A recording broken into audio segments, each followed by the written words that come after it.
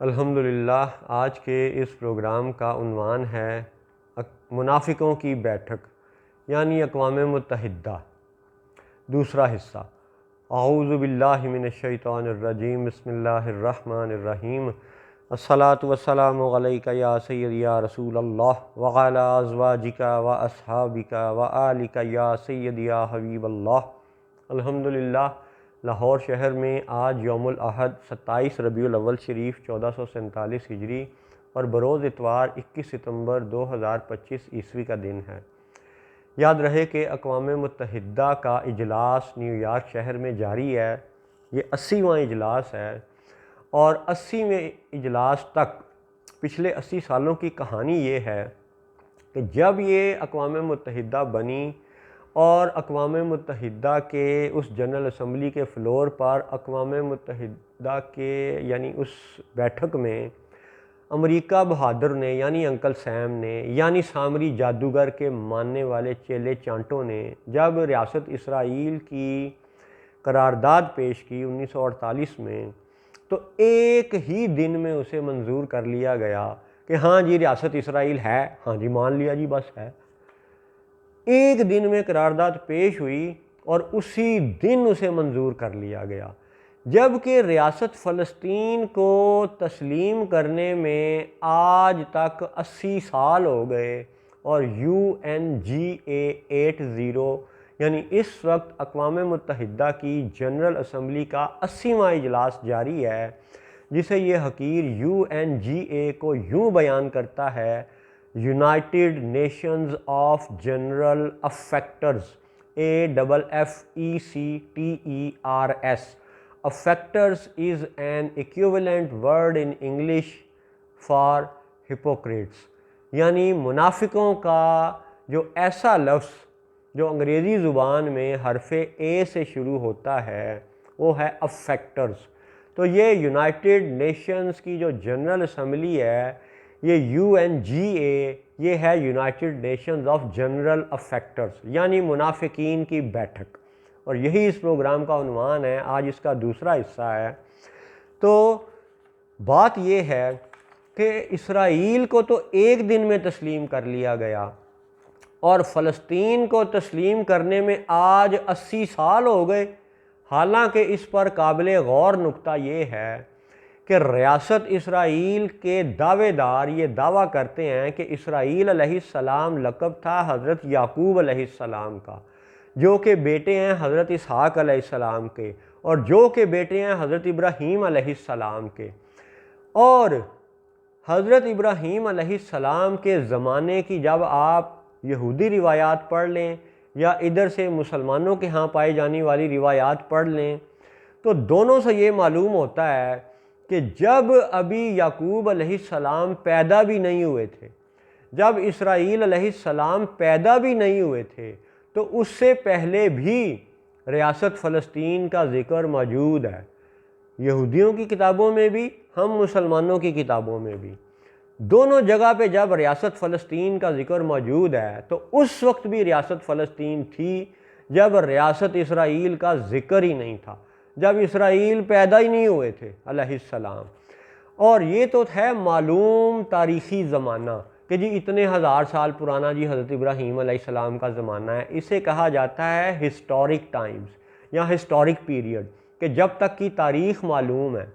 اور وہ زمانہ جو پری ہسٹورک ہے، جس کے بارے میں آج پکا پتہ ہی نہیں ہے کہ 12,000 سال ہوئے یا 20,000 ہوئے یا 50,000 سال ہوئے، اسے پری ہسٹورک زمانہ کہا جاتا ہے۔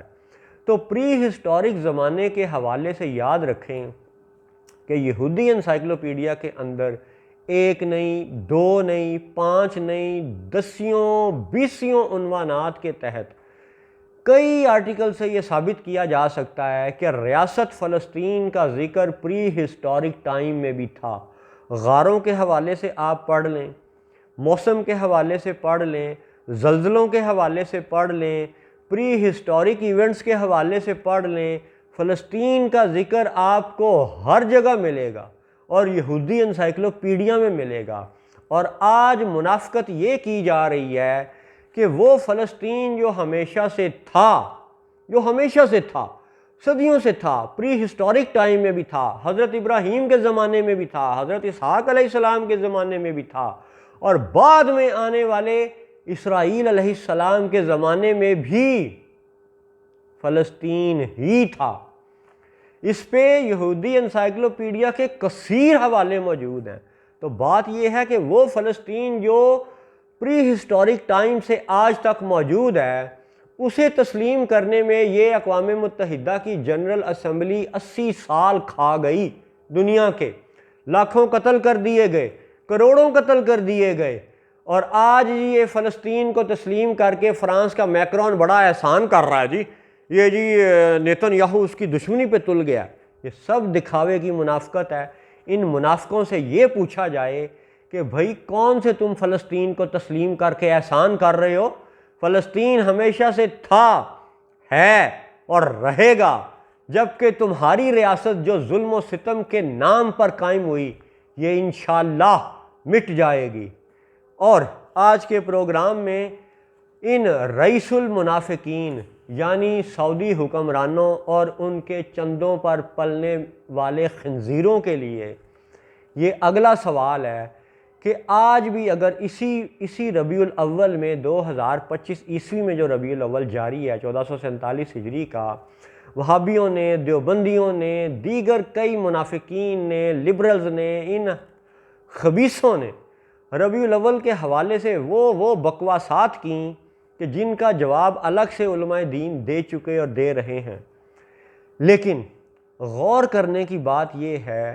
کہ ہم پاکستان میں مسلمان جو کوئی بھی بات کرتے ہیں، کوئی بھی کام کرتے ہیں، تو یہ وہابی حکمران اور ان کے چندوں پر پلنے والے خنزیر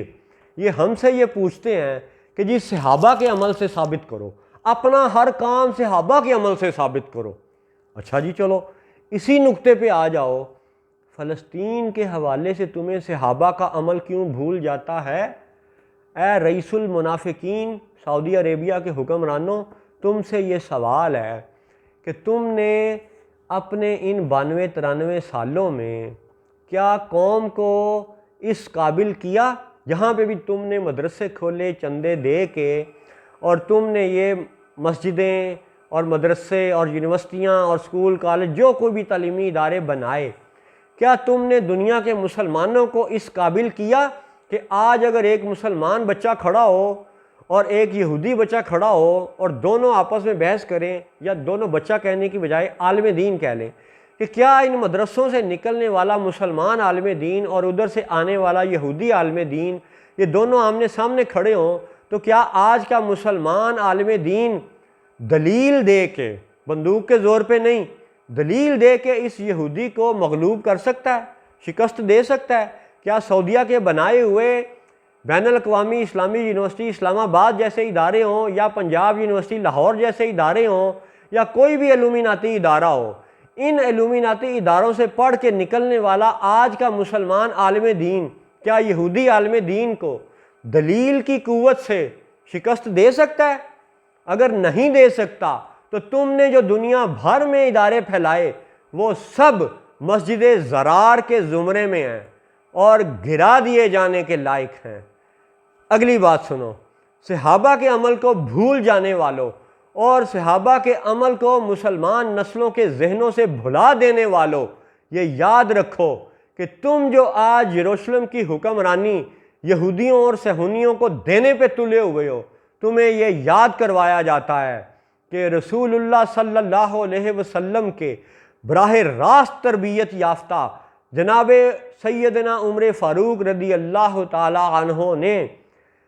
ریاست مدینہ میں بیٹھ کر کے مکہ کو بھی اپنے زیر انتظام لیا تھا اور یروشلم کو بھی فتح کیا تھا۔ یہ ہے صحابہ کی سنت۔ اس سنت کو تم اپنی نسلوں کو کب پڑھاؤ گے، کب بتاؤ گے اور کب اس پہ عمل کر کے دکھاؤ گے؟ آج 2025 کے اس ستمبر میں تم جو منافقت کر رہے ہو 2 ریاستی فارمولے کے نام پر کہ جی تھوڑا سا مسلمانوں کو دے دو، زیادہ سا یہودیوں کو دے دو، تو اس مکسچر کو، اس 2 ریاستی فارمولے کو تسلیم کر کے کیا تم صحابہ کے عمل کی کھلی نفی نہیں کر رہے؟ کیا تم اللہ اور رسول کا استہزاء نہیں کر رہے؟ کیا تم قرآن پاک کی کھلی خلاف ورزی نہیں کر رہے؟ کیا تم قرآن کے کھلے منکر نہیں بن رہے؟ قرآن پاک میں سے کثیر حوالہ جات پیش کیے جا سکتے ہیں جس سے یہ ثابت ہوتا ہے کہ یہ سعودی حکمران، یہ وہابی العقیدہ حکمران، یہ نجدی لوگ، یہ منافق ہیں۔ بار بار کے پروگراموں میں یہ عرض کیا گیا کہ ہندوستان پاکستان کے وہ لوگ جو ان حکمرانوں کی صرف اس لیے عزت کرتے ہیں کہ نہیں جی وہ تو دیکھو اللہ نے ان کو مکہ کی حکومت دی ہے، آپ انہیں برا نہ کہیں، وہ صرف عام لوگ ان کی اسی لیے عزت کرتے ہیں کہ جی یہ مکہ کے حاکم ہیں۔ حقیر نے پہلے بھی یہ دلیل عرض کی، دوبارہ پھر سن لیں کہ جب 3 سال تک، تقریباً 3 سال تک مکہ کے ظالموں کی وجہ سے حضور صلی اللہ علیہ وسلم کو شیب ابی طالب میں گزارنا پڑے، تو اس وقت مکہ شہر اور خانہ کعبہ یہ کس کے قبضے میں تھا؟ ظالموں اور کافروں کے قبضے میں تھا۔ پھر جب ہجرت ہوتی ہے، رسول اللہ صلی اللہ علیہ وسلم سیدنا ابو بکر صدیق رضی اللہ تعالیٰ عنہ کے ساتھ غار ثور میں تشریف لے جاتے ہیں، پھر مدینہ شریف چلے جاتے ہیں، پھر آہستہ آہستہ صحابہ کرام بھی وہاں پہنچ جاتے ہیں۔ تو جہاں سے ہمارا ہجری کیلنڈر کا آغاز ہوتا ہے اس واقعے پر غور کریں۔ اس واقعے میں کیا حکمت ہے کہ 8 سال حضور صلی اللہ علیہ وسلم مدینہ میں جلوہ گر ہیں، اور ان 8 سالوں میں پیچھے مکہ شہر اور خانہ کعبہ کس کی حکومت میں تھا؟ ظالموں، فسادیوں، کافروں کے قبضے میں تھا۔ یعنی مکہ کے حاکم کافر ہو سکتے ہیں، یہ بات قرآن و حدیث سے ثابت ہے۔ لہٰذا ان نجدی، سعودی، وہابی حکمرانوں کا اہل حق ہونا صرف اس بات پر نہیں کہا جا سکتا کہ یہ مکہ کے حاکم ہیں۔ قرآن و حدیث سے یہ ثابت ہے کہ 8 سال اس ہجری دور میں، فتح مکہ سے پہلے تک،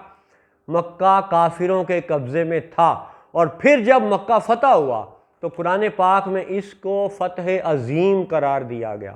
حدیث پاک میں اس کو عظیم فتح قرار دیا گیا۔ ایسے ہی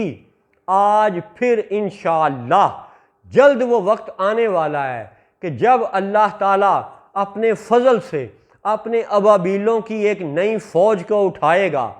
اور مکہ کی عظیم فتح پھر سے ہوگی۔ یہ مکہ پھر سے وہابیوں کے قبضے سے آزاد ہوگا، اور جب مکہ ان وہابی منافقوں کے قبضے سے آزاد ہوگا، انشاءاللہ اس کے فوری بعد فلسطین اور مسجد الاقصی شریف قبلہ اول بھی صہیونیوں کے قبضے سے آزاد ہوگا انشاءاللہ۔ السلام علیکم ورحمۃ اللہ وبرکاتہ۔